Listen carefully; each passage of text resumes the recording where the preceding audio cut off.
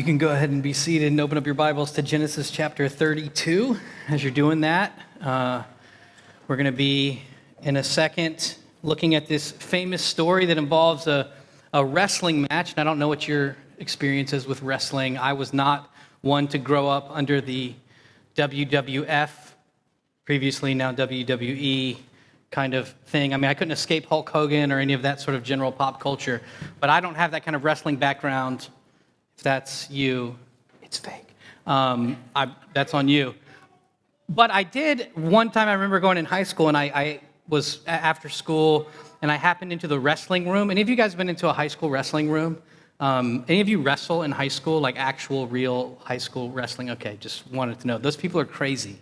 They're insane. It was hot in there. They had the heat cranked up, and they were running in trash bags just so they could sweat more to make weight. And I was like, I don't ever want to fight any of these people because this will be the end of me. I realized wrestling was intense, but tonight we're going to see that there is a much worse opponent than you can imagine to wrestle. Spoiler alert, it's God. And so we're finishing up the story of Jacob. We've been in Jacob's life a lot the last couple of weeks. This will be the last sermon that focuses primarily on Jacob. We will do one more sermon on Judah and then one sermon on Joseph before we finish our series in Genesis. And then we will have a guest preacher at the end of March for 1 week, and then we will be in our Easter series and moving right on through. We have a lot of fun things planned for the rest of the year. But this is our last sermon on Jacob. And so if you were to sort of summarize Jacob's life, it would be one that has been filled with all sorts of adversity. You know, he is born fighting his brother in the womb, his twin brother, right? From the beginning, every story seems to involve either a scheme by him or a scheme against him. You know, his relationship with his brother, not only are they fighting in the womb, but very soon after, as they grow up, we find that Jacob tricks his brother out of his birthright, and then later tricks his father out of the blessing that was supposed to, at least in their minds, go to Esau, his older brother. And so what we find is this really interesting thing, that Jacob has been scheming and conniving, right? His name actually means heel grasper or deceiver, which I find a little odd to name your child like. I think the name deceiver comes because of his character. That's probably etymologically how it works. I can't imagine a mom being like, you know what, sounds good, we're going to name this little one liar. But that's what he's known as. That is his name because that is his character. But despite all of that, before he ever started scheming a bit, before he'd ever had his first lie, while he was still in the womb, God had said that Jacob would be the one who was victorious over his older brother Esau, that Esau was going to be the one to actually serve Jacob. Now, this is going to be a particularly challenging promise for God to accomplish, right? So after he gets this blessing from his father, does Jacob then go, look, I'm the blessed child. Give me all the land and serve me, Esau. No, Esau says, I'm the stronger and I'm going to kill you. And so Jacob's like, I'm out. 500 miles away he goes. The blessing means nothing if Esau is going to kill him. And so he's homeless, spouseless, penniless, sleeping on a rock under the stars. We heard last week in Genesis 28. When God comes to him, when he has no power, he has no ability, he has no scheme up his sleeve, and says, look, I am the God of your father, the God of his father. And just like I promised them, I'm promising you that the land on which you're sleeping will one day belong to you. And that you, even though you don't even have a spouse yet, will one day have a multitude of children whose offspring will cover the earth like dust. And then he says this, the promise that he guarantees is guaranteed by his personal presence. God says this to Jacob. He says, behold, I am with you, and I will keep you wherever you go, and will bring you back to this land, for I will not leave you until I have done what I have promised you. So last week, we looked at how Jacob takes that promise, and he goes to serve his uncle Laban. He marries his cousin Rachel. It's weird, but that's how they did it back then. And then is tricked, is tricked into marrying his cousin Leah. So it's just a real family reunion right there. And at the end, in between, He serves his uncle for 20 years. By the time he leaves his uncle, God has multiplied his family. He has 12 children. He has servants. He has livestock. He has more. He's actually become so wealthy that his uncle Laban and his uncle Laban's workers are jealous of him. And the text goes on to make a lot of claims, but particularly it's trying to make this point, that Jacob's wealth and his prosperity and his multiplication is not due to his ingenuity or his scheming, but because of God's grace. So with stealth, he leaves his uncle because God tells him to go back to the land that he had promised him. And a lot happens in between there that we're not going to talk about tonight. It's a story in and of itself. But we're going to pick up in chapter 32, and we're going to see another encounter with God between Jacob and God. And here's the question I want you to be thinking of as we walk into this week's story. How do you follow God when you're afraid of where he is taking you? How do you follow God when you are afraid of where he's taking you? So let's see what Jacob's lingering fear is. We're going to start in verse 32 and read the first 21 verses. It says this: Jacob went on his way, and the angels of God met him. And when Jacob saw them, he said, "This is God's camp." So he called the name of that place Mahanaim. And Jacob sent messengers before him to Esau his brother in the land of Seir, the country of Edom, instructing them, "Thus you shall say to my lord Esau, thus says your servant Jacob, I have sojourned with Laban and stayed until now. I have oxen, donkeys, flocks, male servants and female servants I have sent to tell my lord in order that I may find favor in your sight."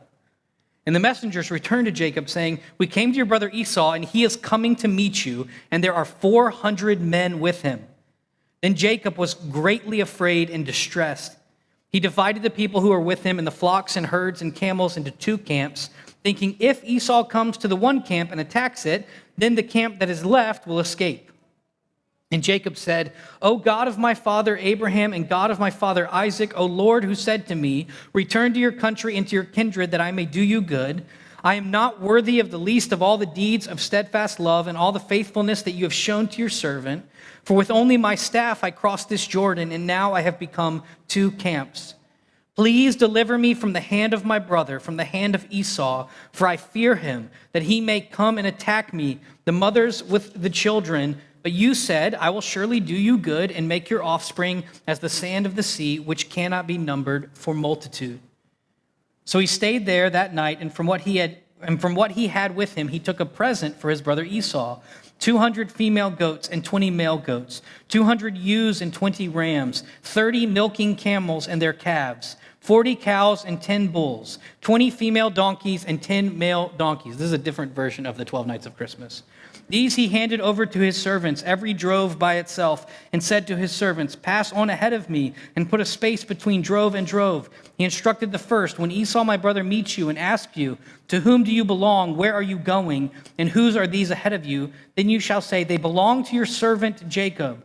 They are a present sent to my lord Esau, and moreover he is behind us.' He likewise instructed the second and the third and all who followed the droves. You shall say the same thing to Esau when you find him. And you shall say, 'Moreover, your servant Jacob is behind us.' For he thought, 'I may appease him with the present that goes ahead of me, and afterward I shall see his face. Perhaps he will accept me.' So the present passed on ahead of him, and he himself stayed that night in the camp." So before we jump into Jacob's plan, I do think it is very important. At the very beginning of this chapter, God meets Jacob. We have these angels of God coming to Jacob. Now, this is reminiscent of the story of Abraham and the story of Lot, where God sends these messengers ahead. I think one of the things that Jacob maybe misses, because he's quite terrified of his brother Esau, if you can't tell, but that we can see as we're sort of reading the story, is that all along the way, God is with Jacob. There's nothing that Jacob does that God is not with him. He meets him at Bethel. That's where the ladder, the staircase from heaven experience was, where he made that promise that I just talked about a little while ago. And earlier, an angel of the Lord meets him and tells him to leave his uncle Laban and go back to the promised land. And here we see multiple encounters where God shows up in his life. One of the things that we have to understand is Jacob, his journey is constantly filled with the presence of God. I think this is important for us, just sort of as we kind of start to back out a little bit from the story for a moment. One of the distinguishing characteristics of Christianity is the fact that God is with us. Right? That's what Emmanuel means, God with us. I think sometimes we remember that old song, God is watching us from a distance. It's actually not how it works. He's actually with us. He's everywhere. God is not sort of like the general in the war room sending us out into battle, waiting to hear what happens. He's on the front lines with us everywhere we go. There is no place that you will go that God is not with you when you go. That should be terrifying with some of our decisions, but it should be comforting with most of them. God is not saying, go to that place, stand up for justice there, and I'll wait back here and see what happens. God is not saying, go to that person and share the gospel with them and report back to me how it goes. He is there with us the whole way. Isn't that what Jesus says? His last marching orders, when he says, go and make disciples of all nations, he ends it by saying, I am with you always. The writer of Hebrews quotes Jesus as saying, I will never leave you nor forsake you. I think for me, I'm just being honest, one of my main problems when I'm following God in difficult situations or challenging circumstances, when I'm suffering, when I'm discouraged, is that I think I'm alone. But I'm not. God is with you. He's with us so much that rather than stay in heaven, he took on flesh so that he could take our sins on himself and offer us salvation. He is with us. He's proved it with his very life, and he sent his Spirit to go with us every step of the way. I just want to say that. I think it's important for us to remember that. And so Jacob is here, having been reassured by the presence of God, but he'd fled 500 miles to his uncle, and now he's going back to this promised land. And what does that mean for him? It means that he's going to at least come into close contact with his brother Esau, the very brother who he was afraid would kill him and which led him to flee in the first place. Now, he's coming back a different person. He's coming back changed by a lot of life and a lot of experiences. But I think sometimes when we follow God, we sort of think, well, all of those previous things are just done. And often God sends us back to deal with them. Right? He's sending us to his promise, but he's calling Jacob to deal with this. And so Jacob, being afraid, sends out this welcome wagon, right? And he sends out this search party, this recon party, right, to find out, to tell his brother Esau that, hey, I'm here, but I'm going to serve you, like everything's cool. And what is Esau's response? It is silence and 400 men, which is pretty terrifying. Right? I think just the not knowing is probably what terrifies Jacob. Why is he bringing 400 men? Is this 400 men? Why do you need so many men? That seems like a lot of men. Why would you bring so many men if you're not going to harm me and destroy me? And so he immediately is trying to, he has two things. He's going to come up with a plan and he's going to pray. So his plan is, I'm going to split my camp up so that at least if one gets destroyed, the other one, it still survives. And I'm going to send as much stuff to Esau to try to bribe his, to appease him, as he says, right?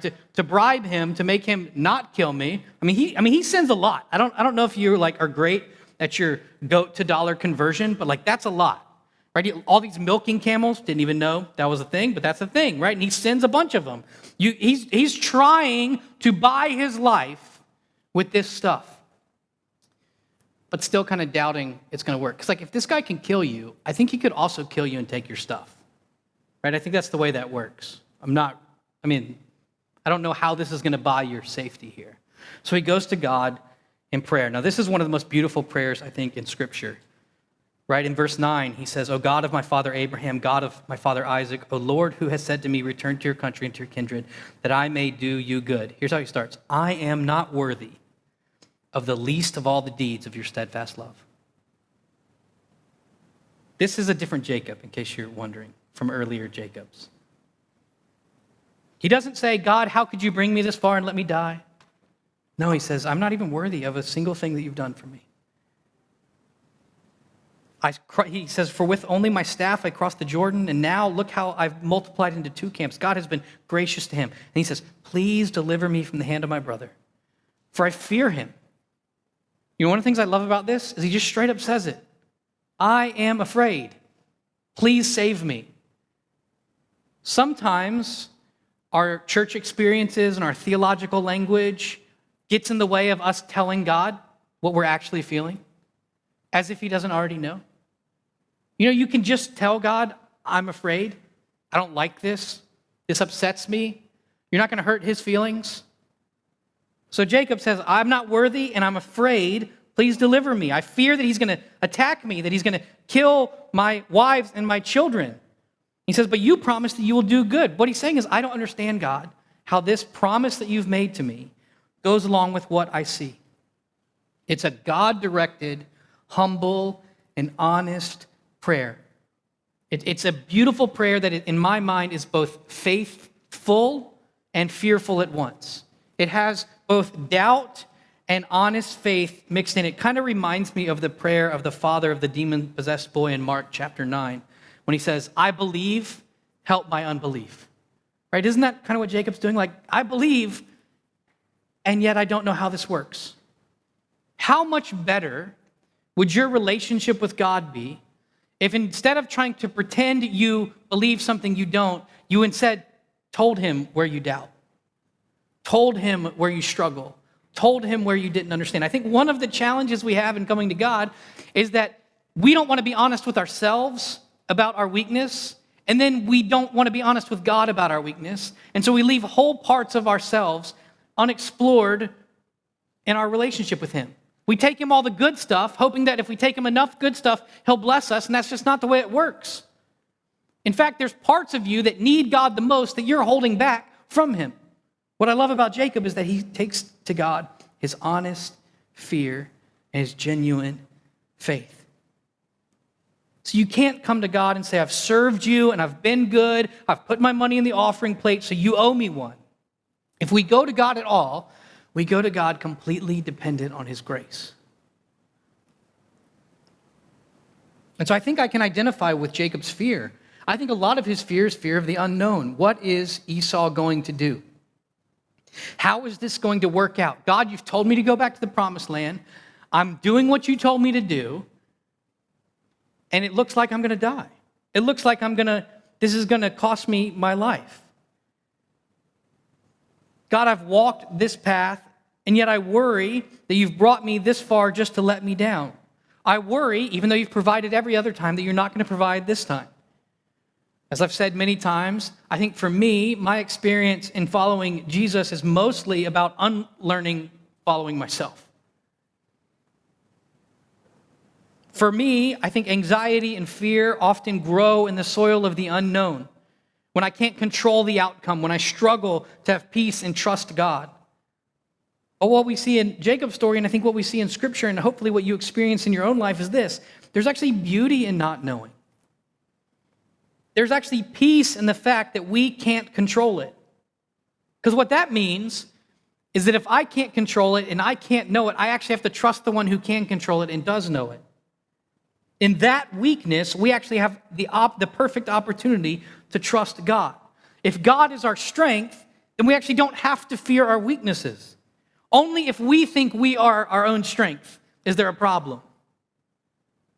I have an acquaintance, a friend, who's been through a lot of suffering, more than I can imagine, the loss of a child and all sorts of difficult things. And here's one thing that he said after his child passed away. He said this: so many people live in dread and anxiety of their worst fears becoming reality.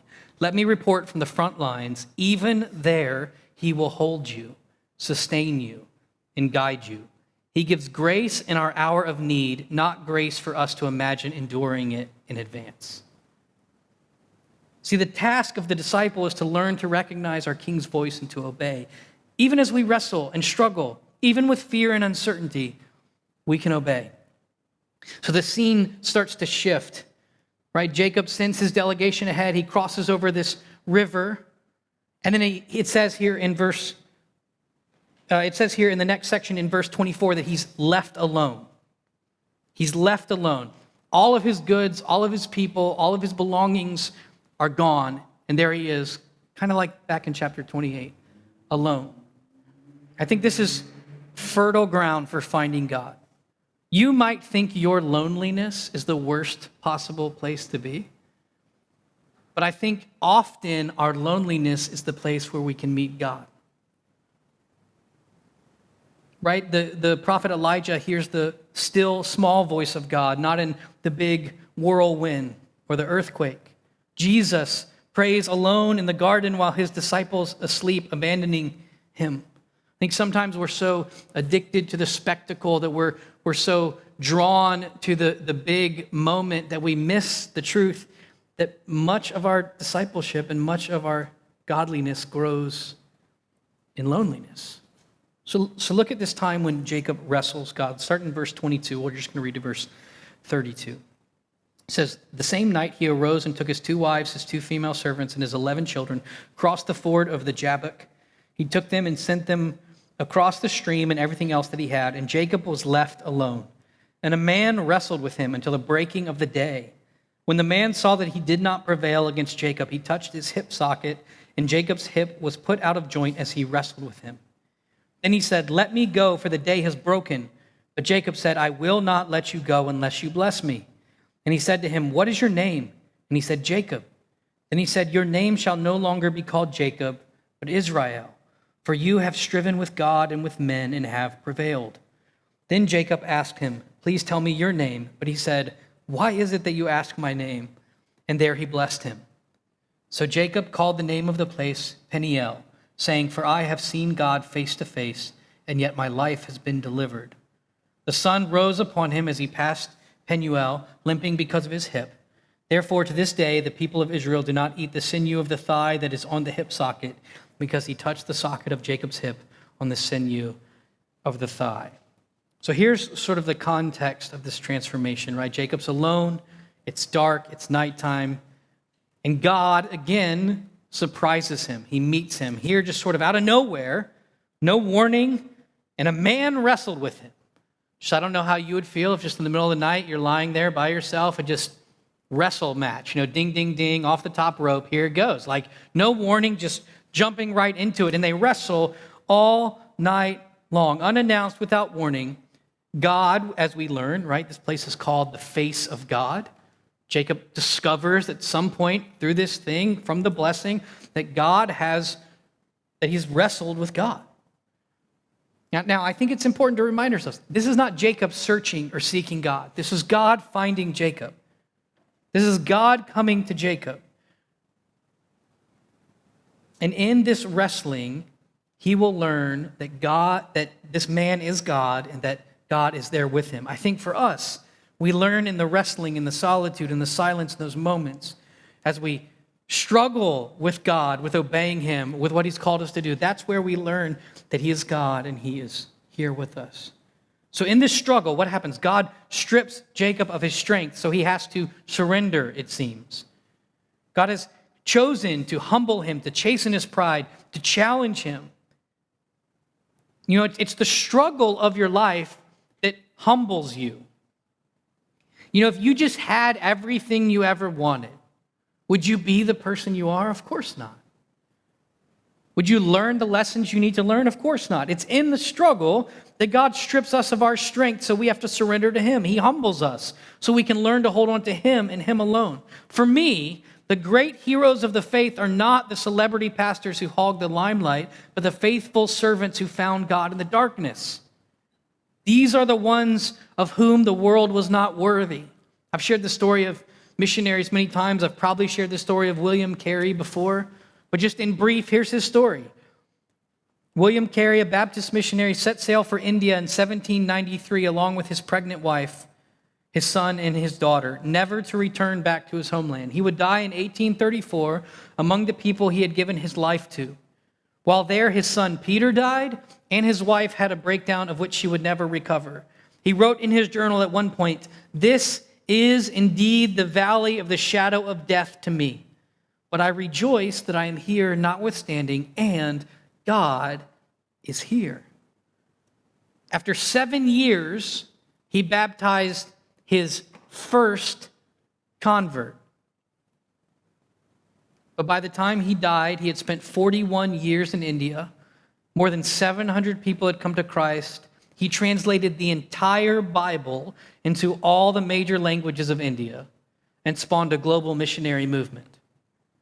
That's a hero to me.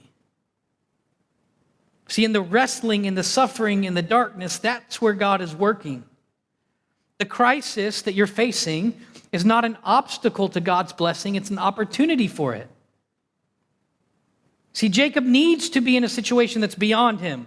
He's proven, he's smart, he's resourceful, he's cunning. See, if he can handle this problem, then he might as well just be Lord of his own life. But he's come to a situation that he can't handle. It's only in desperation that he learns to depend totally on God. There's this kind of apocryphal saying going around. You may have heard it. You may have it crocheted on some little napkin or something in your kitchen. I apologize. But it goes something like this. God will not give you more than you can handle. You heard it? I think the theological term for that is malarkey. It's just not true. God won't tempt you without giving you a way out, right? A way of escape. But God gives us more than we can handle all the time. The point is not that you can handle it. If you could handle it, you'd be God. God gives us more than we can handle, but not more than he can handle. He's calling us to depend on him. And it sort of interestingly says here, right, this wrestling match says that Jacob prevailed, right? It sort of implies that like he won or something, right? He prevailed. He couldn't be beaten. What does that mean? Does he really prevail? Does he really beat God? I mean, just look at what happens. God just doesn't have to like jujitsu twist his hip out of socket. It says with a touch, his hip is out of socket. Jacob is not going to win this wrestling match. There's nothing about this that he can win. He doesn't have the strength. The context makes it clear that he didn't beat God. In fact, at the end of it, Jacob describes his prevailing as deliverance, right? He was delivered.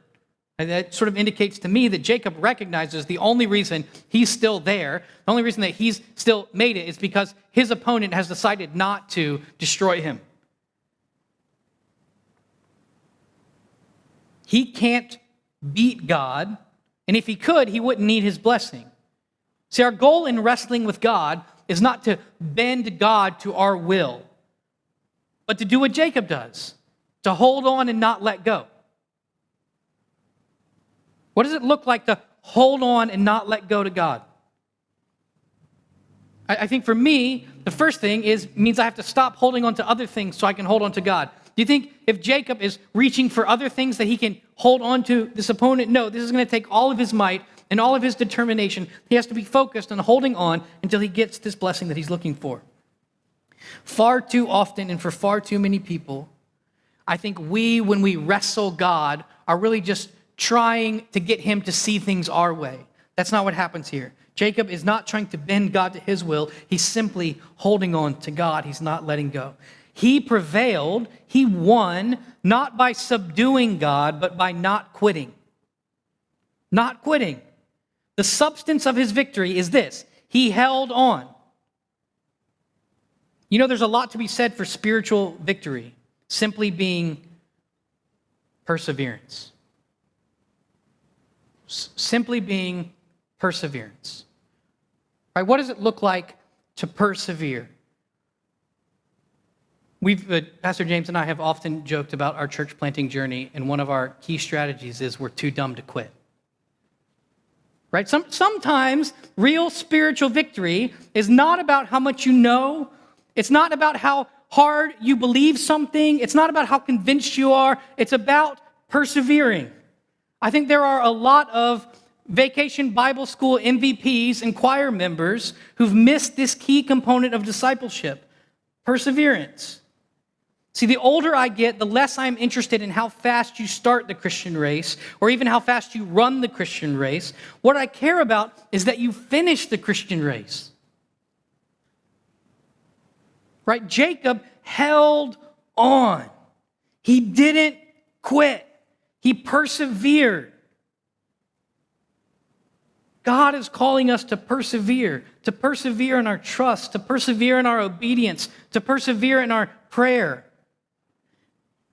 We think growth comes from ecstatic visions or theological acumen, but often it's the result of persistence and perseverance, of continually going to God. I think too many of us fail to mature because we quit. And this is true of a lot of things. We've seen this in a lot of ways. In fact, I'm not a good musician, but because one of the rules in my family was you're going to play an instrument, you're going to at least take your lessons every week. And so I took piano lessons, which are like so cool, right? When you're in like 8th grade, you're like, piano, like that's what all the ladies want to see. So I was like, you know what I'm going to learn? I'm going to learn how to play the guitar, because chicks dig a guitar. This is going to be the way I make this whole thing work. And so I started playing the guitar and played guitar off and on, for most of my life now. And so when I eventually became a youth pastor, I'd find all these kids. They'd be like, Pastor Mark, can you teach me how to play the guitar? Like, yeah, I can teach you how to play the guitar. It's actually not that hard. You might not be the greatest guitar player of all time, but I can teach you how to play a guitar, especially for like worship music. It's not that hard. One thing you're going to need to learn to play the guitar: perseverance. Everyone wants to pick up a guitar and be able to play the guitar well after 1 week. But here's what happens when you play the guitar for the first time after 1 week. Your fingers don't bend the right way, so all your joints hurt. And those strings are made of metal, and they hurt really bad if you haven't been playing for a while. You actually have to build up calluses on your finger. Like the fronts of my fingers, like really hard, which is great for grabbing hot plates, but not real nice. But everyone gives up before they develop those things. Not everyone. The people who don't learn how to play.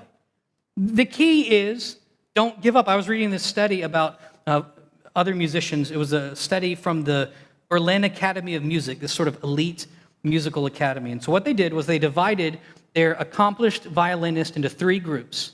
The first was the world-class soloist. The second was high-level performers. And the third was those who were good but unlikely to play professionally.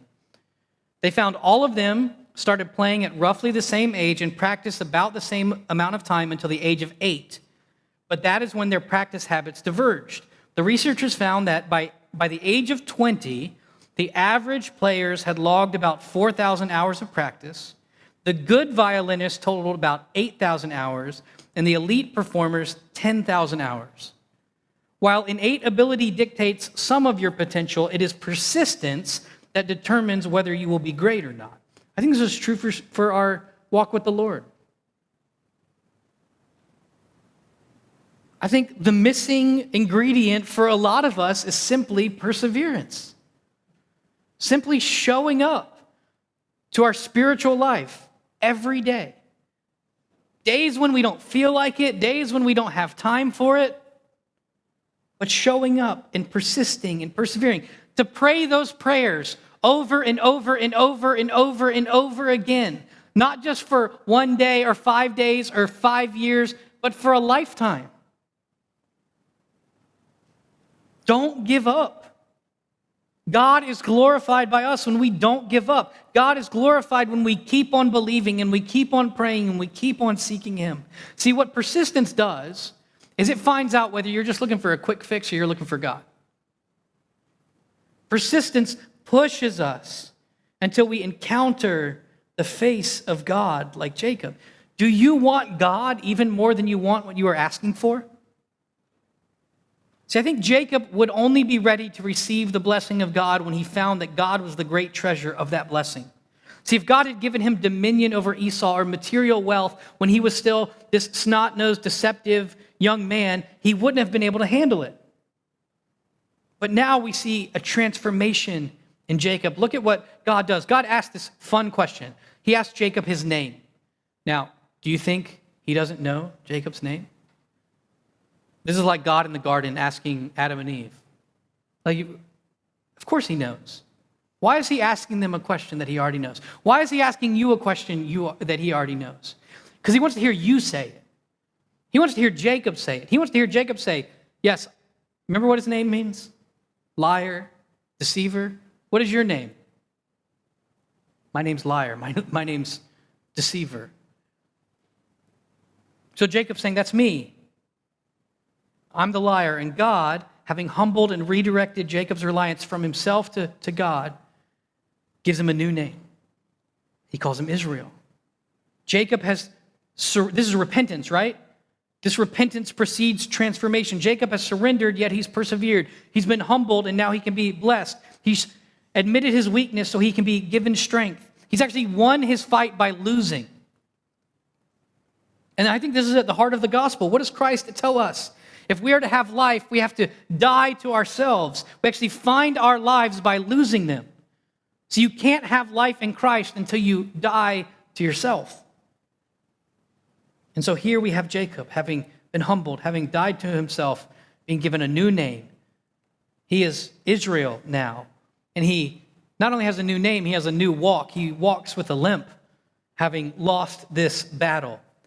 Now, first of all, if he's going to fight Esau, this makes it even harder. God's really going to have to come through because Jacob is now not able, because he is walking with a limp. I heard one pastor say this: one sign you've encountered God is you walk with a limp, not a strut.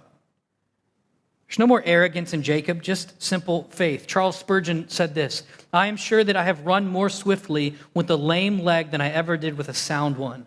I am certain that I have seen more in the dark than I ever saw in the light. More stars, most certainly. More things in heaven, if fewer things on earth. The anvil, the fire, and the hammer are making of us. We do not get fashioned much by anything else. That heavy hammer falling on us helps to shape us. Therefore, let affliction and trouble and trial come. And then I love this idea. He sends him out, right? So now Jacob has to go and encounter Esau with a limp. And he doesn't know if he'll prevail. God hasn't guaranteed a victory in this sense. What God has assured Jacob is that he has his blessing and he will go with him. I think sometimes the greatest effect of the night of wrestling with God is not a change of your situation, it's a change of your identity. You go from being Jacob, one who manipulates, to Israel, one who has wrestled and seen and trust God.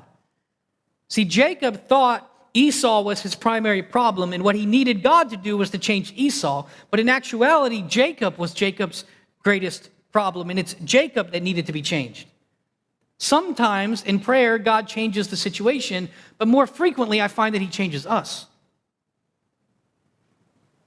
But God's blessings persist nonetheless. Look at this surprising reconciliation as we close it out. The first 20 verses of chapter 33 says, And Jacob lifted up his eyes and looked, and behold, Esau was coming, and 400 men with him. So he divided the children among Leah and Rachel and the two female servants, and he put the servants with their children in front, and then Leah with her children, and Rachel and Joseph last of all. He himself went on before them, bowing himself to the ground 7 times until he came near to his brother. But Esau ran to meet him and embraced him and fell on his neck and kissed him, and they wept. And when Esau lifted up his eyes and saw the women and children, he said, Who are these with you? Jacob said, The children whom God has graciously given your servant. Then the servants drew near, they and their children, and bowed down. Leah likewise and her children drew near and bowed down, and last Joseph and Rachel drew near, and they bowed down. Esau said, What do you mean by all this company that I met? Jacob answered, To find favor in the sight of my Lord. But Esau said, I have enough, my brother. Keep what you have for yourself. Jacob said, No, please, if I have found favor in your sight, then accept my present from my hand. For I have seen your face, which is like seeing the face of God, and you have accepted me. Please accept my blessing that is brought to you, because God has dealt graciously with me, and because I have enough. Thus he urged him, and he took it. Then Esau said, Let us journey on our way, and I will go ahead of you. But Jacob said to him, My Lord knows that the children are frail, and that the nursing flocks and herds are a care to me. If they are driven hard for one day, all the flocks will die. Let my Lord pass on ahead of his servant, and I will lead on slowly at the pace of the livestock that are ahead of me, and at the pace of the children, until I come to my Lord in Seir. So Esau said, Let me leave with you some of the people who are with me. But he said, What need is there? Let me find favor in the sight of my Lord. So Esau returned that day on his way to Seir, but Jacob journeyed to Succoth, and built himself a house and made booths for his livestock. Therefore, the name of that place is called Succoth. And Jacob came safely to the city of Shechem, which is in the land of Canaan, on his way from Paddan Aram, and he camped before the city. And from the sons of Hamor, Shechem's father, he bought for 100 pieces of money the piece of land on which he had pitched his tent. There he erected an altar and called it El Elohe Israel. So what happens? What he's worried about is that Esau is here, and he is going to destroy him. But there's no escape from that reality. God has changed him, God has humbled him, but now he still has to deal with Esau. And so there he is, Jacob, going ahead of his people, bowing down, humbling himself, recognizing what he's done to Esau in the past was wrong, and coming to seek reconciliation. He's no longer the deceiving brother, but now he is one who has been humbled by God. See, once you fear God, once you've been humbled by God, you don't fear your enemy. And God, in his surprising grace, has sent Esau not to kill him, but to welcome him. He has sent this party of people not to be a war party, but rather a welcome party. I love just kind of how all of this ends up, right? You have this promise of God from the very beginning that Esau would serve Jacob. How did Jacob get Esau to serve him? It wasn't power, it wasn't stealing his father's blessing or his brother's birthright. It was humility, right? God has actually accomplished what he said he was accomplished, not by making Jacob mighty, but by making him humble. Jacob wins his supremacy through humility, not power. And Esau willingly humbles himself. Because of God's grace and favor, Jacob's fear of Esau is turned to friendship. Right? This is the promise of the gospel too. That Christ has conquered not by using his power, but rather by dying, by humbling himself, taking on the form of a servant. That we, when we walk the path of Christ, don't pursue power, we pursue the way of the Lamb who has shed his blood for the forgiveness of the world. God accomplishes his blessings through humility, not arrogance. So what does this mean for you? I wonder what you're thinking as you read a story like this. I think for many of us, we should be reminded of the beautiful providence of God to accomplish the blessings that he has made to Jacob. That he will multiply his offspring, and that through his offspring, the Savior of the world will one day come. I think for many of us, we can also learn the personal lesson of what it looks like to wrestle with God. I want you to consider, what would it look like to take my doubts and my struggles and my worries and my fears and not hold them to myself, but take them to God? What would I say to God if I wasn't holding back and trying to police my tone, but rather I was trying to be honest with my fears and my frustrations? Here's the thing.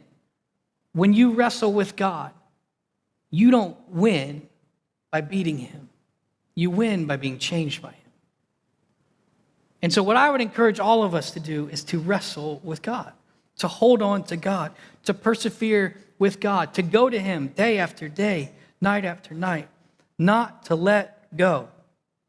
Yes, we're going to walk away limping, but in that limp, we will see the glorious kindness and grace of God as he humbles us to exalt himself.